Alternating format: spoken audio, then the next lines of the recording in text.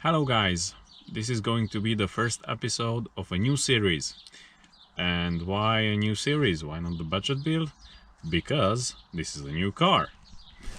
Let me show you around this baby. So, short.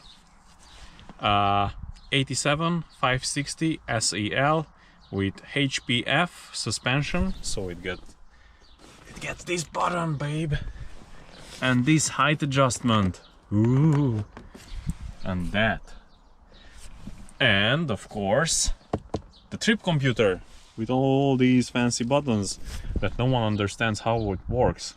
It has also got the anti-theft option. It has also got the 4-seater option that is very cool in my opinion. I think it's one of the coolest options that you can have in a 560.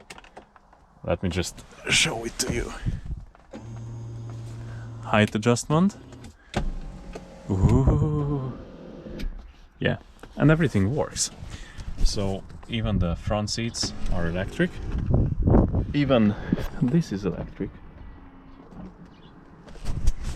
87. This one. And it works like a charm. Not bad, huh? And it also has got the original radio,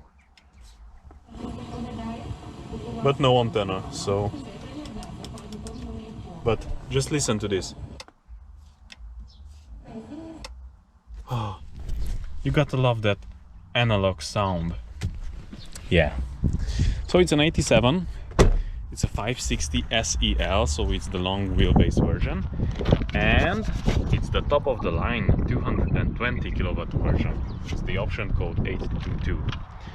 So it should pull quite well, better than most BMW 320Ds with hybrid turbos and soft. So yeah,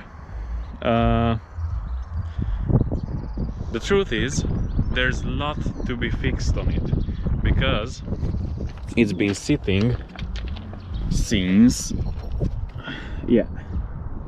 2003, and it was painted quite shitty last time. It's missing the antenna, it has got like some small rust, but the biggest problem, of course, is this, the HPF, because it's leaking. But I'm not afraid to dig into it. It's not a very complicated system. It's complicated, more complicated than 4 springs and shocks, but let's be honest, it's not rocket science. And because it was sitting in a barn, in actually a farm in the Netherlands for 10 plus years, it has also got problems with the brakes, so it won't stop. Actually, it won't start because the brakes are frozen on the calipers. The calipers are frozen on the rotors, and the rotors are actually unmounted. I don't know if you can see it on the camera, but they're up there, and this wooden stick is holding the suspension not to bottom out, because of course HPF2 has got no coil springs. It's only the shock that's doing everything. And yeah, lots of small things to fix, and those are going to be in the next episode, step by step. Of course, in an S-Class like this, in 87, if you were the general director of a big tea company in Hamburg, you were pretty much chauffeured around in this seat.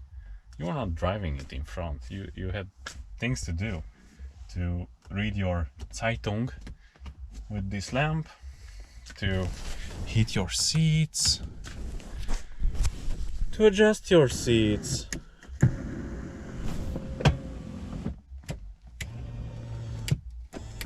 and other things like this. Life was busy. It was different. And of course, because this is a fully loaded version and it has got this computer board this trip computer, sorry, the interesting thing is that it won't work until you set up this clock. So if you turn this to the first position or even the second, it will only start if you already set up the clock with this. I didn't find that info anywhere on the internet, but now you know it. And because this is actually the space where normally the tachometer would be, they put it over there, and the fuel gauge took the place of the economy meter that was actually just a vacuum meter in those cheap models that people of everyday life could afford, not like this one. Because I think that only that option and the four-seater option pretty much would be a Volkswagen Polo and the Volkswagen Golf as price in '87. I'm pretty sure that you could buy a very nice, very nice house in some important place in Hamburg or anywhere in Western Germany for the kind of money that you had to pay for a car like this. And it's quite well preserved. I only found one broken plastic in this, but other than that, it's really amazing. These cars are truly amazing. I have nothing else to say. Even the smell of it, even though it was sitting in a barn for 10 plus years, that old leather, that's just so Mercedes. There's no other better word. It's so Mercedes.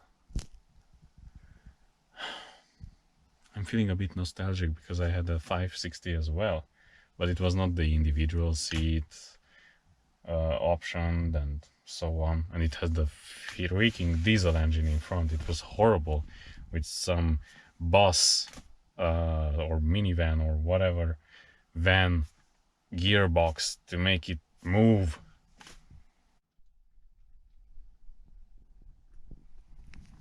Oh, tea time.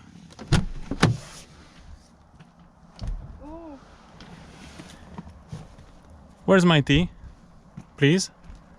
Thank you. German. Could you close the door for me, please? Thank you. This is life. Nothing else to say. Good tea. German tea. Hans? Please drive me to the airport. Bitte. Ich had busy things to do.